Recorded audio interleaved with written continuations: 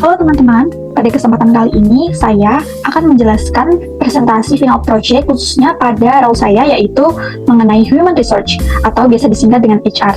Nah, modul Human Research sendiri memiliki beberapa komponen yang di dalamnya menjelaskan mengenai skenario dan juga pengelolaan sumber daya manusia di suatu perusahaan. Dalam hal ini PT Mitra Kelola Jaya. Nah, sebelum itu saya akan memberikan overview secara singkat. Jadi, modul Human Research itu menjelaskan mengenai pengelolaan SDM yang dalam hal ini terdapat pada PT Mitra Kelola Jaya dan secara penuh akan memegang administrator yang diperankan oleh manajer HR. Nah, di dalamnya terdapat 47 employees yang terdaftar pada perusahaan ini.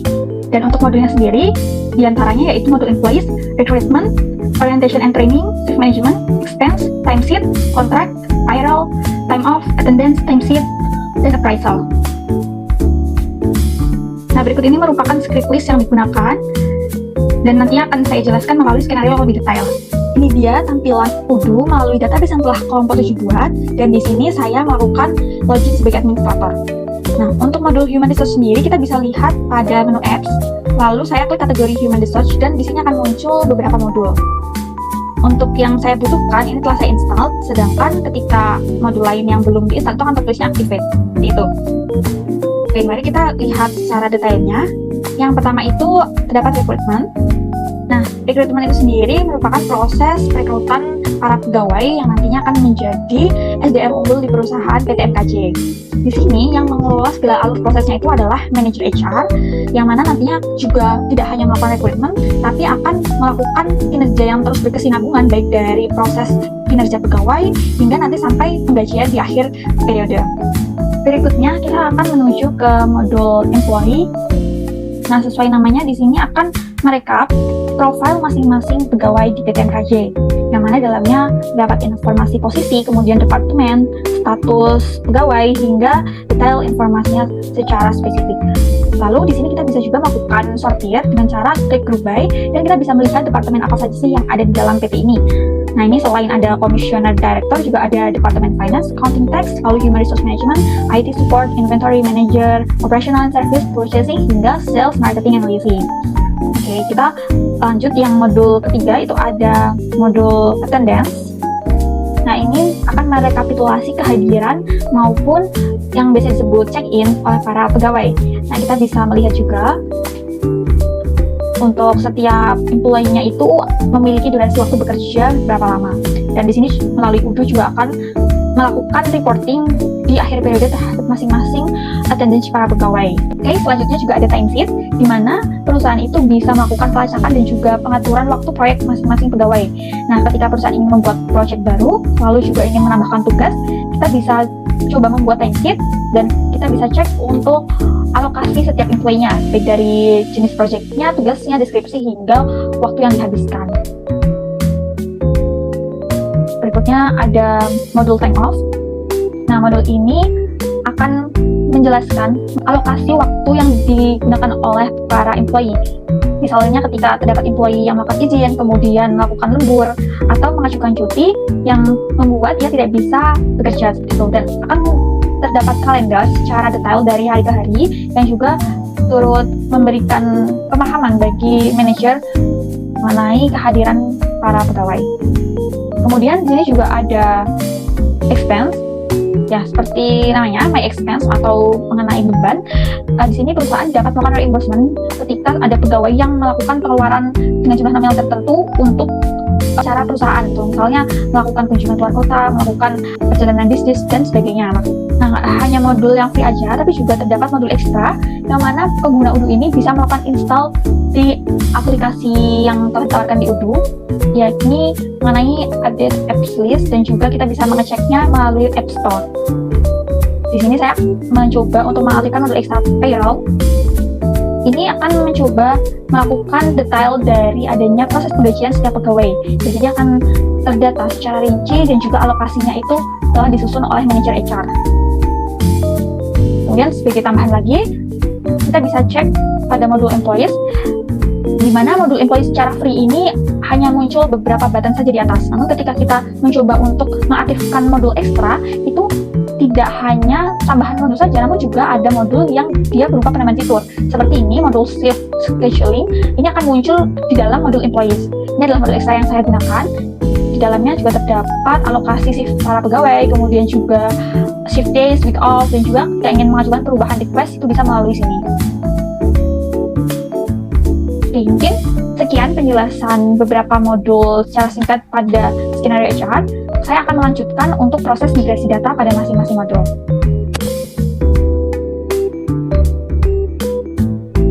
Baik teman-teman, proses selanjutnya yaitu migrasi data. Nah, di sini saya telah menyusun berbagai master data HR yang terdiri dari berbagai file. Untuk urutannya, saya beri kode dari 00, 01 hingga 21 yang mencakup data HR, baik itu mulai dari user, department, job position, employee, kemudian contract, application, training program, checklist lain, checklist, employee orientation, appraisal, attendance, lalu juga ada time of types, time off, allocation, time sheet, expense, salary role categories, salary roles, salary structure, employee pay slip, dan yang terakhir ini tambahan untuk modul ekstra. Oke, nah untuk mempermudah saya gabungkan menjadi satu file. Ya, di sini juga sama untuk penamaan filenya, hanya saja bedanya digabung jadi satu agar untuk proses downloadnya itu berupa satu file gitu. Lalu kita langsung saja menuju ke Odoo 16. Berikut ini merupakan database kelompok kami. Saya akan mencoba melakukan login. Berikutnya kita bisa menuju ke setting. Nah, untuk data user yang telah dibikin HR itu nanti akan diupload oleh tim IT. Di sini saya akan memastikan terlebih dahulu bahwa employee yang dibuat telah terinput semua di sini. Jika sudah, lalu saya akan menuju ke modul employees. Nah, di sini terdapat berbagai fitur, mulai dari employees, departemen, dan sebagainya. Untuk skenario ini, saya pertama akan menuju ke import data departemen. Nah, ini caranya dengan mengeklik favorites, kemudian import records. Lalu klik upload file, dan pilih file yang telah di-download tadi. Oke, pastikan di sini nama sheet-nya yaitu sesuai dengan yang telah dibuat. Karena saya tadi satu file terdiri dari berbagai macam, maka saya perlu mengatur ulang di sini dengan cara klik department. Hanya saja bagi teman-teman yang ingin membuat masing-masing file dan juga diunduh satu persatu itu juga diperkenankan, sehingga tidak perlu memilih sheets ketika pada tampilan seperti ini. Nah, ini sudah sesuai baik file kolom dan juga Odoo field-nya. Odoo akan menyesuaikan dari data yang kita miliki. Seperti ini departemen, kemudian company, dan juga parent departemen. Oke, mungkin kita bisa melihat bahwa di Excel itu tampilannya seperti ini. Sebelum melakukan import, perlu klik test data. Nah, ketika everything seems valid, maka kita bisa melakukan import. Namun ketika masih ada tulisan error, hal itu perlu dibenahi, sehingga perlu dilakukan cross-check melalui tes. Karena di sini saya telah import, nantinya akan muncul tampilan seperti ini. Jadi dari file yang telah saya buat, itu akan muncul 8 departemen selain dari departemen inti. Selanjutnya, kita bisa menuju ke job position. Dengan cara klik configuration, lalu pilih job position. Nah, ini juga sama, kita bisa klik favorite, import records, dan upload file. Filenya pun masih sama. Nah, kemudian untuk job position ini kita akan sesuaikan dengan file yang ada di Excel. Untuk kategori departemen tertentu itu memiliki berbagai job posisi yang berbeda. Nah, untuk data tersebut sudah tertulis bahwa everything seems valid, maka bisa dilakukan import. Nantinya akan muncul seperti ini jika telah terinput. Jadi sudah match antara posisi dan departemen yang sebelumnya telah di-upload. Oke, di sini kita juga bisa menambahkan secara manual dengan klik new dan isi sesuai yang dibutuhkan perusahaan. Berikutnya memasuki employees.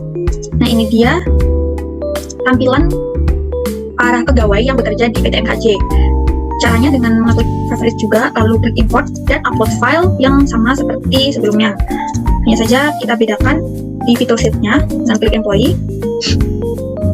Lalu file kolom dan Odoo field-nya di sini juga telah menyesuaikan. Untuk detailnya akan saya tunjukkan di sini.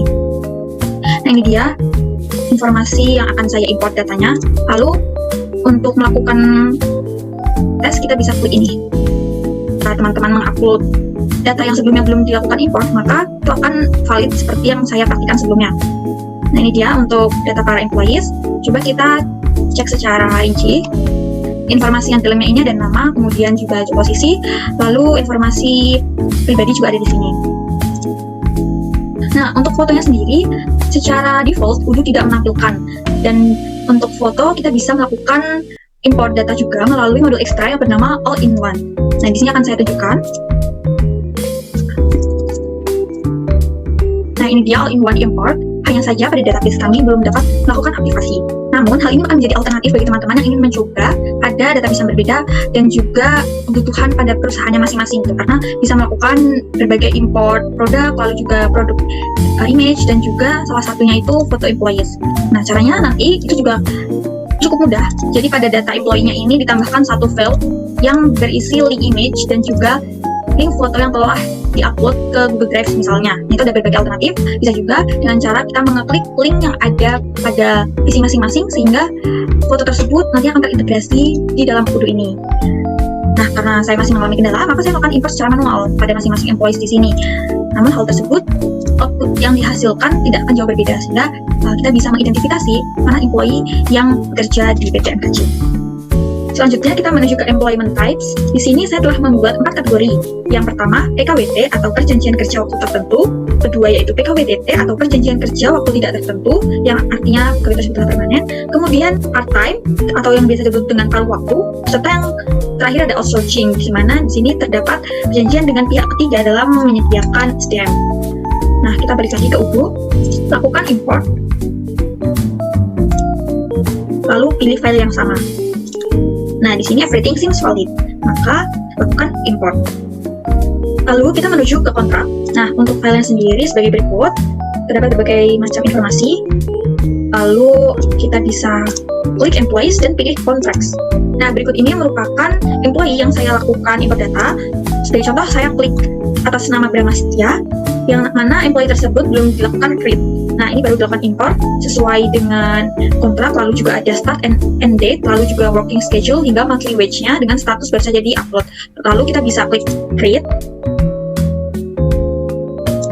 Nah, ini kita bisa sesuaikan saja dengan namanya. Lalu lengkapi informasi di sini dan klik save. Kita bisa klik running. Nantinya di sini akan berpindah yang semula new dengan berwarna biru akan menjadi running dengan warna hijau seperti itu. Berikutnya ada tambahan modul ekstra yaitu organizational chart. Di sini akan dengan jelas menggambarkan struktur organisasi di PT MKJ. Saya telah membuat suatu CEO yang mengelola PT tersebut dan terdapat berbagai departemen di bawahnya. Lalu untuk secara detailnya lagi, ini bisa kita klik. Nah, lalu muncul staff-staff yang termasuk di departemen tersebut. Ya, ini sebagai contoh untuk Departemen Finance, Accounting, and Tax itu ada lagi untuk staff finance sendiri, lalu ada accounting, bank reconciliation, tax, staff account payable, hingga staff account receivable. Begitu pula dengan departemen lainnya, ya jika kita klik, itu akan muncul struktur otomatis dari adanya informasi departemen, job position, hingga employee yang telah kita upload sebelumnya. Tuh, sehingga ini sangat memudahkan bagi perusahaan mengetahui bagan yang telah dibuatnya. Oke, berikutnya kita akan beralih ke application. Ini akan berkaitan dengan modul recruitment. Langsung saja kita menuju ke situ. Lalu, klik all application. Nah, ini telah terdapat berbagai applicants yang masuk. Sebelumnya saya melakukan import dengan cara klik favorite, lalu import, pilih file, dan juga masukkan file seperti tadi. Ini Odoo akan secara otomatis menyesuaikan. Secara keseluruhan sudah hampir sama untuk namanya, lalu kita bisa klik tes. Everything seems valid. Kita bisa lakukan import data. Karena saya sudah melakukannya, maka akan muncul tampilan seperti ini. Nah, untuk evaluasinya sendiri, ini kita bisa isi setelah import data. Jadi, ketika kita melakukan import itu aktif berkategori none. Nah, kemudian kita akan memindahkannya sesuai tahapan-tahapan tertentu, yang mana nanti akan dilakukan penjelasan lebih detail pada skenario. Berikutnya memasuki training. Nah, ini akan berkaitan dengan modul sebelumnya, yaitu employee. Kita akan kembali lagi, hanya saja penjelasan kali ini berbeda pada fitur button di atas ini. Jika kita perhatikan, terdapat orientation and training program, yang mana pada Odoo default itu tidak muncul fitur tersebut. Maka di sini saya melakukan instalasi modul ekstra berkaitan dengan orientation and training. Lalu yang pertama saya akan melakukan import data training program.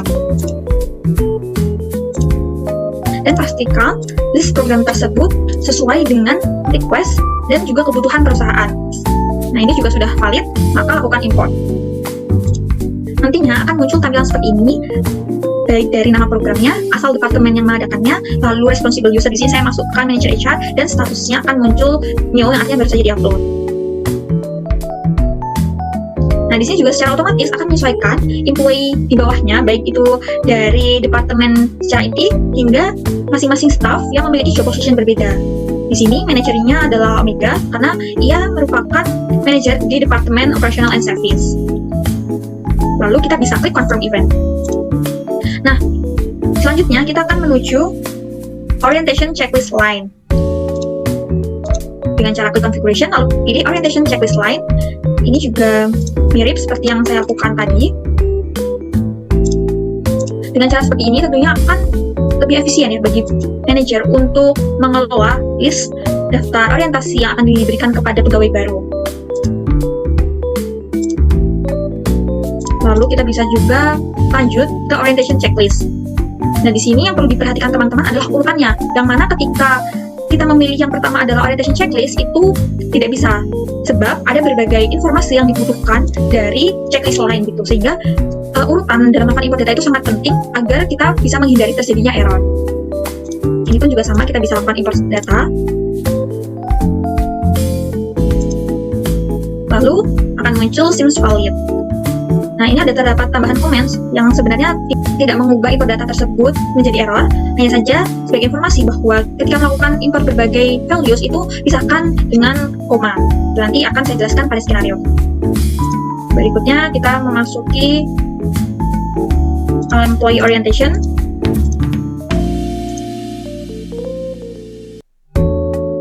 Nah, ini fiturnya ada di sebelah sini dengan klik employee orientation. Nah, employee orientation ini juga mensyaratkan bahwa orientation checklist itu ada di sini, sehingga jika kita melakukan import data sebelum import checklist itu akan terjadi error. Maka tahapan yang ini sudah benar saya lakukan. Namanya klik upload file, pilih yang bernama employee orientation. Ya, seperti ini. Everything seems valid. Nah, ini job position sendiri di sini tidak wajib, sehingga ketika kita melihat berbagai informasi yang ada di UBU itu fieldnya tidak ada yang cocok. Oke, maka kita bisa skip aja. Selanjutnya kita akan beralih ke modul attendance. Hal ini berkaitan dengan kehadiran para employee ketika memasuki jam kerjanya. Nah, ini ada terdapat warning bahwa user yang saya gunakan itu perlu dilakukan link untuk menjadi employee agar bisa merecord kehadiran. Maka dari itu, saya akan coba untuk menghubungi administrator dan melakukan settingan terhadap akun yang saya gunakan. Sembari menunggu administrator, di sini saya melakukan login menggunakan user yang berbeda dan muncul tampilan sebagai berikut. Yang mana di sini akan tertulis check-in ketika ada employee yang melakukan check-in, itu sudah mulai terhitung waktu bekerjanya. Nah, lalu untuk check-out-nya pun juga nanti akan berubah tampilannya ketika setelah check-in akan ada button berwarna merah yang tertulis check-out gitu, dan akan terekap waktu berhenti bekerja di hari tersebut. Selain itu, kita juga bisa melakukan scan badge yang ada barcode-nya di sini. Itu attendance ini juga memiliki berbagai macam cara seperti geolocation, yang mana hal tersebut itu juga bisa melakukan presensi employee berdasarkan track lokasi atau titik di mana ia melakukan presensi tersebut, apakah berada di dekat kantor atau tidak. Namun, hal tersebut memerlukan modul ekstra tambahan, yakni geolocation. Ini dia modul ekstra yang telah kelompok kami lakukan install, namun hal tersebut belum dapat berfungsi pada database kami, sehingga kami melakukan import data untuk attendance sesuai dengan data yang telah kami susun di Excel. Ini check-in, terdapat informasi dari bulan, tanggal, tahun, jam, menit, hingga detiknya, begitu pula dengan check-out. Nantinya akan muncul di fitur attendance ini. Nah, caranya berkaitan dengan import data, kita bisa klik favorite, lalu lakukan import, dan upload file. Jangan lupa pilih sheets yang sesuai, dan lakukan save. Nah, ini tidak bisa melakukan import data karena sebelumnya saya telah melakukannya, sehingga tertulis di sini bahwa the employee was already checked in on waktu tersebut, dimana saya telah melakukan sebelumnya itu pada bulan 11. Lalu saya akan klik cancel, dan kita akan coba melihat reporting. Oke, ini tidak bisa dilakukan import karena ini akan tergenerate secara otomatis dari data attendance. Sehingga ketika teman-teman melakukan import di sini, maka nantinya akan muncul report masing-masing employees di sini. Ya, ada waktu beserta jamnya, dan Dan hal tersebut juga dibedakan berbagai warna untuk memudahkan manajer HR mengeceknya. Oke, kita akan beralih ke modul berikutnya, yaitu shift management. Ya, dalam PT MKJ ini terdapat 2 shift yang digunakan, yaitu shift pagi dan shift malam. Kita bisa menuju ke modul employees. Lalu perhatikan button di atas ini, yaitu shift scheduling. Nah, ini merupakan modul ekstra juga yang kami gunakan, dan hal tersebut merupakan modul yang berbayar. Sehingga untuk memutuskan penggunaan modul ini, kami telah melakukan analisis plus minus dari adanya modul tersebut. Dan begitu, kami memutuskan untuk melakukan pembelian. Bila kita cari di sini, modulnya ialah berikut ini, Employee Shift Scheduling, dan telah terinstall. Lalu tampilannya itu bukan modul terpisah, melainkan berupa fitur tambahan yang ada di dalam modul Employees. Begitu. Ini juga terdapat berbagai menu. Kita yang pertama-tama bisa melakukan import di Employee Shift Allocation. Nah, nantinya akan muncul sebagai berikut, ada kode, kemudian employee, lalu durasi waktunya, dari tanggal berapa sih employee tersebut mendapatkan shift yang telah ditentukan, ya seperti ini, shift pagi dan malam. Kemudian di sini state-nya telah berubah menjadi done, ya. Jika kita klik, ini yang semuanya draft, kemudian manager HR itu telah melakukan approval sehingga berubah menjadi done. Next, kita akan menuju ke modul time off. Oke, sebelum masuki ke time off, terdapat time off types yang lebih dahulu dilakukan import data agar untuk time off nanti bisa teridentifikasi ke dalam tipe yang telah kami susun. Caranya dengan klik configuration dan klik time off types, lalu klik favorite seperti tadi dan lakukan langkah berikut ini.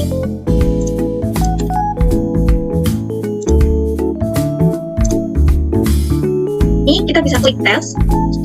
Untuk allocated sendiri tidak ada menu wajib sehingga tidak sesuai dengan field yang ada di UDO.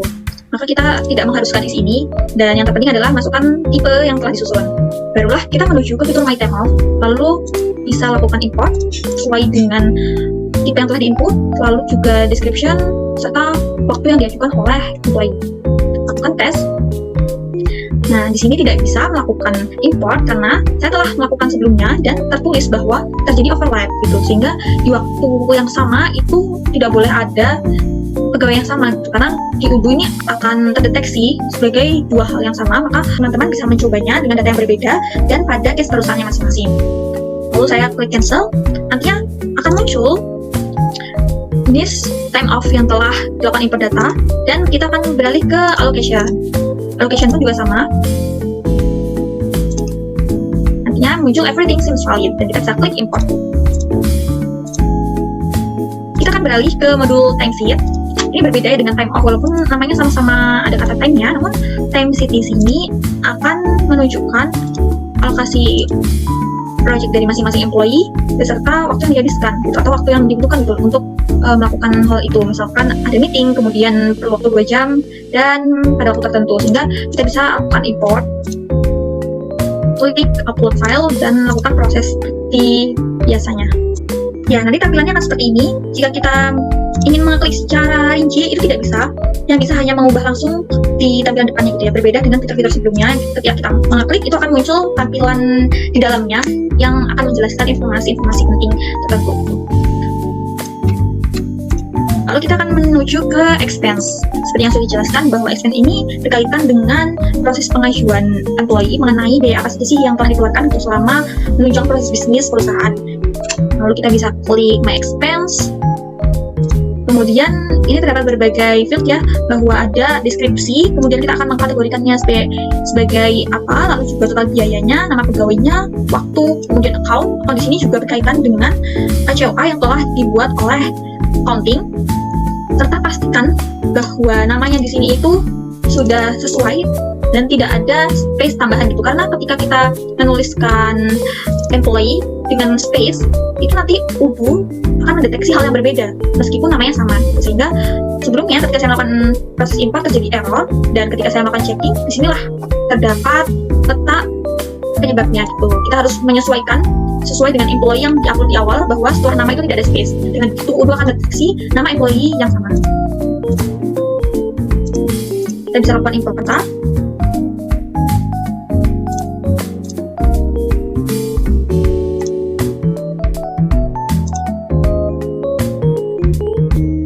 Lalu klik tes. Nah, ini everything seems valid, maka bisa dilakukan import. Nantinya kita bisa mengecek pada fitur expense report ini akan muncul berbagai status itu, apakah statusnya draft, submit, approve, telah di-post, atau ditolak. Sementara untuk report ini sendiri, expense analyst ini udah akan mengenerate bahwa employee yang mengajukan itu siapa, dengan nominal berapa, dan perbandingannya dengan employee yang lain itu. Sehingga di sini akan digambarkan dengan grafik yang memudahkan manajer itu untuk menganalisis. Oke, selanjutnya kita masuki modul terakhir pada bahasan ini, yaitu modul payroll. Nah, payroll sendiri ini berkaitan dengan sistem penggajian para employee. Untuk payroll sendiri pun terdapat berbagai menu di dalamnya. Ada employee pay slip, batch, dan juga ketika klik configuration itu terdapat salary structure, salary role categories, salary roles, dan hal tersebut perlu untuk kita lakukan import data dengan urutan yang benar. Yang pertama yaitu salary role categories. Ini bisa kita klik, lakukan import.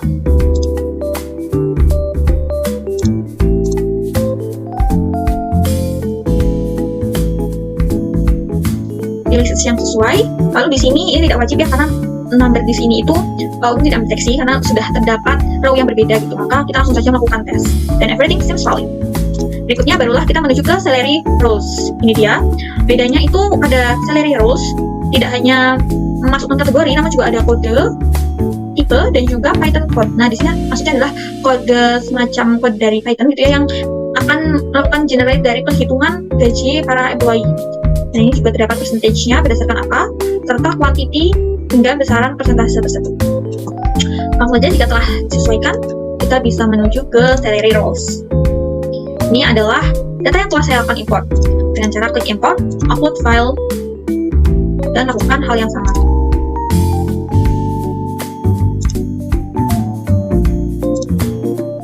Ya, data telah berhasil untuk dilakukan import. Kemudian kita menuju ke salary structure. Nah, hal ini penting untuk diperhatikan karena terdapat golongan-golongan yang mana di masing-masing golongan ini perlu dilakukan detail dari salary roles itu. Misalnya, golongan 1 ini akan terdiri dari kategori apa saja sih? Apakah ada biaya tertentu yang membedakan dengan golongan berikutnya gitu. Nah, semestinya ada ya, sehingga ketika proses penggajian itu masing-masing job position akan mendapatkan upah atau wage yang sesuai dengan golongannya. Maka dari itu, saya telah mengklasifikasikan jika golongan 1 ini ada kodenya, golongan 1, golongan 2, golongan 3, dan detail informasi dalamnya. Nah, penting juga untuk memastikan bahwa data yang kita masukkan ini dipisahkan dengan koma dan tanpa spasi gitu. Dan itu Odoo akan mudah mendeteksi. Sebab sebelumnya saya mengalami error yang mana tertulis di dalam Odoo itu perlu melakukan separate by koma. Makanya saya mencoba untuk menyusun filenya sebagai berikut ini. Langsung saja kita menuju ke configuration dan pilih salary structures.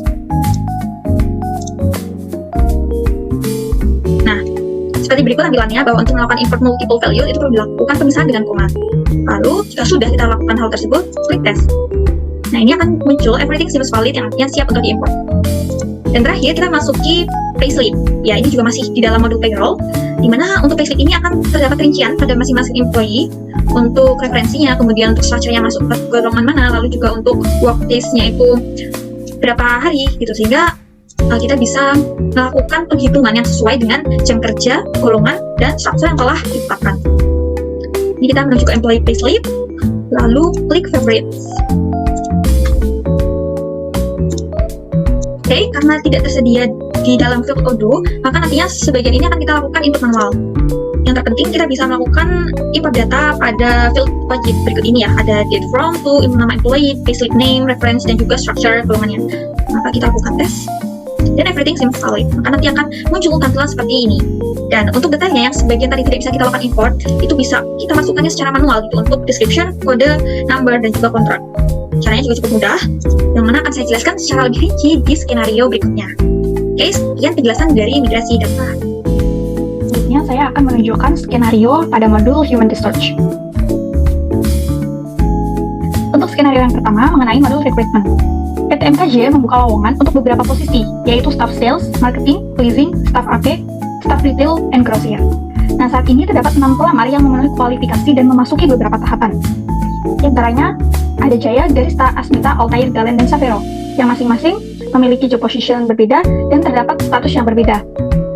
Kita langsung saja menuju ke Odoo 16. Langsung saja kita menuju ke modul recruitment.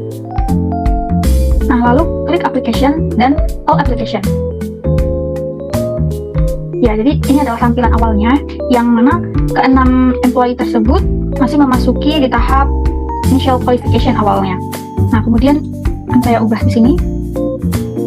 Untuk aplikan yang bernama Jaya itu masih memasuki initial qualification bersama Garista. Sedangkan Asmita ini sudah memasuki tahap first interview, maka kita bisa pindahkan ke section yang ini. Lalu untuk Altair itu memasuki second interview. Oke, kita juga bisa pindahkan. Nah, untuk bintang-bintang di sini itu nanti akan kita isi sesuai tahapan penilaian mereka gitu, sehingga ini bisa kita tambahkan. Lalu kita bisa pindahkan yang Altair ke second interview. Nah, sementara untuk Galen ini sudah memasuki tahap kontrak proposal. Selanjutnya, terdapat satu employee yang sudah memasuki kontrak sign, yaitu Savero, di mana ia sudah melalui berbagai tahapan sebelumnya. Dan tahap terakhir adalah kontrak sign, yang artinya ia sudah diterima menjadi employee.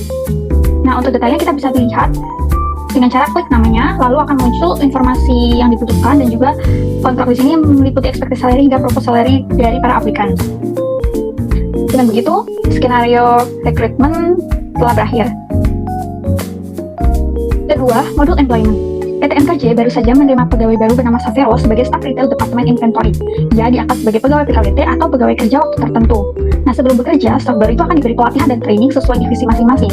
Dalam hal ini, Savero perlu mengikuti training pelatihan manajemen inventaris dan juga gudang yang akan menunjang skill sesuai kebutuhan perusahaan. Berikut ini adalah datanya. Langsung saja kita beralih ke UDU. Kita bisa menuju ke modul employees. Seperti yang sudah saya jelaskan sebelumnya, adanya modul extra orientation dan juga training program ini akan menambah fitur berupa button di atas ini, sehingga akan masuk ke dalam employees. Langsung saja kita klik orientation dan pilih employee orientation. Lalu kita klik new, isi employee-nya yaitu Savero. Nah, departemennya akan otomatis menyesuaikan, dan dalam hal ini sebelum dibuat employee orientation, pastikan bahwa pegawai baru tersebut telah terdaftar pada employees gitu, sehingga akan muncul secara otomatis di sini. Nah, ini saya isi untuk tanggalnya dan juga job title-nya otomatis. Lalu responsible user-nya saya pilih untuk manajer pada departemen ini.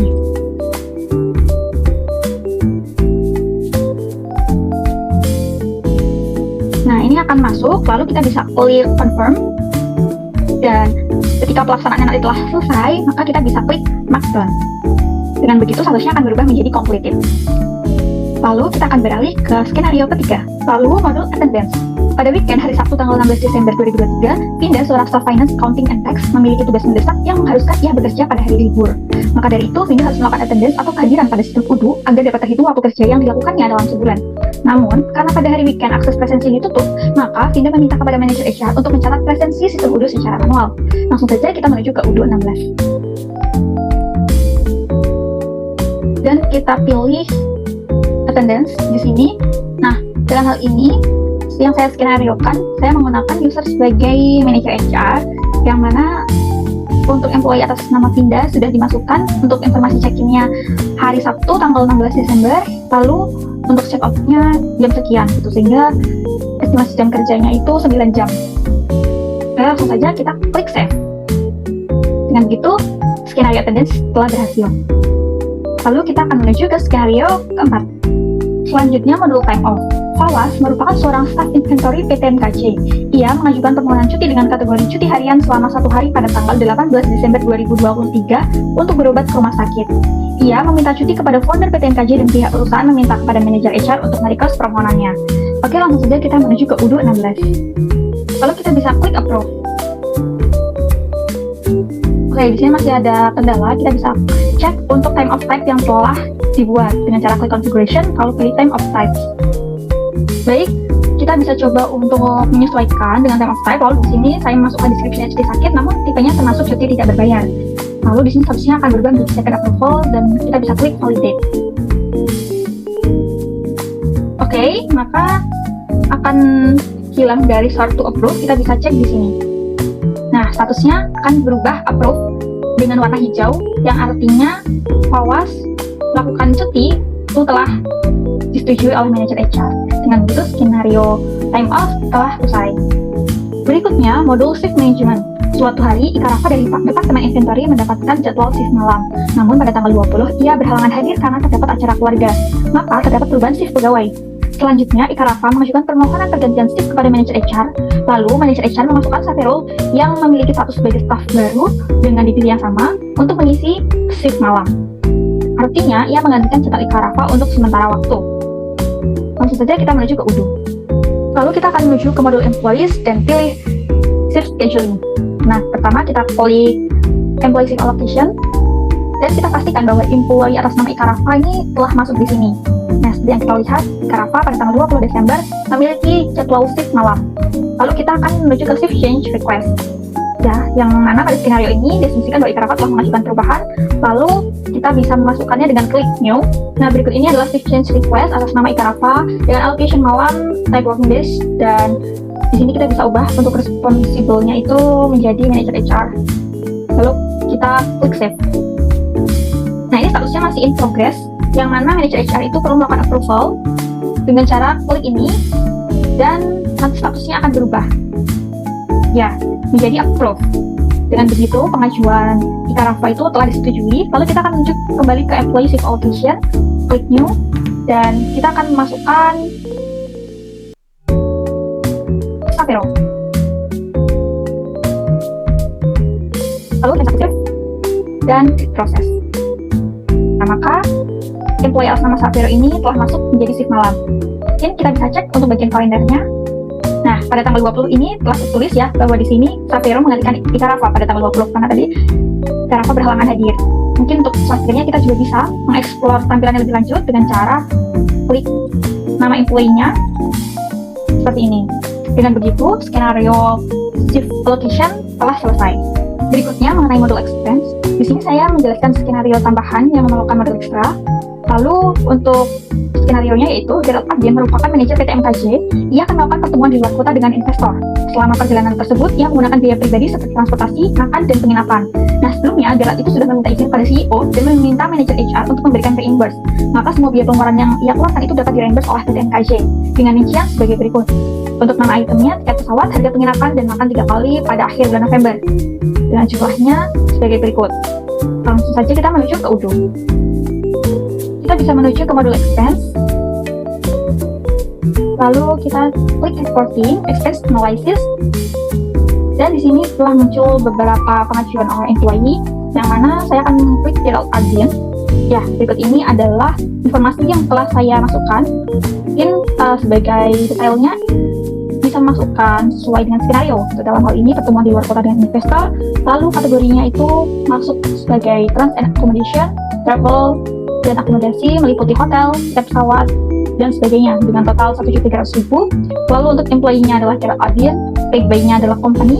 Untuk expand date-nya tanggal 25 November dan account-nya ini disesuaikan dengan COA. Maka kita bisa melakukan pengajuan itu dengan attach receipt. Maka dari itu, ketika buttonnya telah berubah, kita bisa klik create report. Lalu kita bisa klik submit to manager. Nah, di sini para manager HR adalah melakukan approval. Ya, nanti akan statusnya berubah menjadi approve. Lalu kita bisa lanjutkan untuk cost journal entries, sehingga itu nanti akan berurusan dengan divisi accounting untuk melakukan cost journal entries. Nah, untuk input expense-nya pada manager HR sudah sampai sini. Lalu kita akan beralih ke skenario berikutnya. Skenario terakhir yaitu modul payroll. Saat tiba masuk penggajian, staf HR payroll PT MKJ akan memberikan slip gaji untuk setiap karyawannya selama periode bulan Desember melalui sistem payroll UDU. Bianca merupakan branch manager 1, yang artinya sebagai branch manager di area 1, yang ia termasuk penerima salary golongan 2. Adapun rinciannya sebagai berikut. Nah, ini sudah tertulis work days dan juga jam beserta kontrak. Lalu untuk jumlahnya akan kita input di UDU. Ya, kita sudah masuk ke modul payroll. Lalu berikut ini merupakan employee payslip dari seluruh pegawai pada bulan Desember 2023. Nah, untuk Bianca, secara spesifik kita bisa klik di sini. Lalu untuk informasi ini sudah saya input, yang mana meliputi kontrak, reference, structure, payslip name, Lalu description-nya sebagai berikut. Nah, kita akan melihat salary computation atau penghitungan salarinya. Nah, ini juga telah di-input, yang mana ia menerima basic tunjangan, itu sejumlah sekian, ikuti dengan gross, net, tunjangan, uang, premi BPJS, iuran, dan sebagainya. Nah, dari itu kita bisa lihat juga untuk detailsnya, dan kita bisa klik confirm.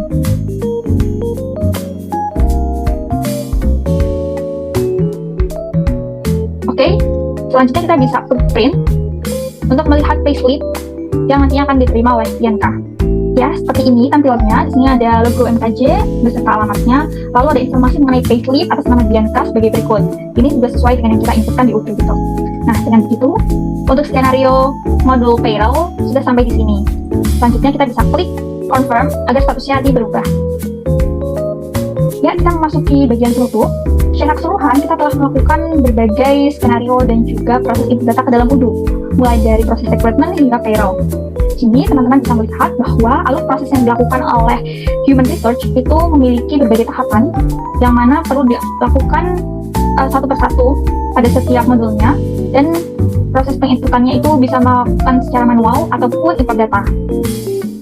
Dan adanya hambatan-hambatan itu merupakan suatu proses yang wajar, di mana kita perlu melakukan proses pengecekan pada raw data yang kita akan input ke dalam UDU.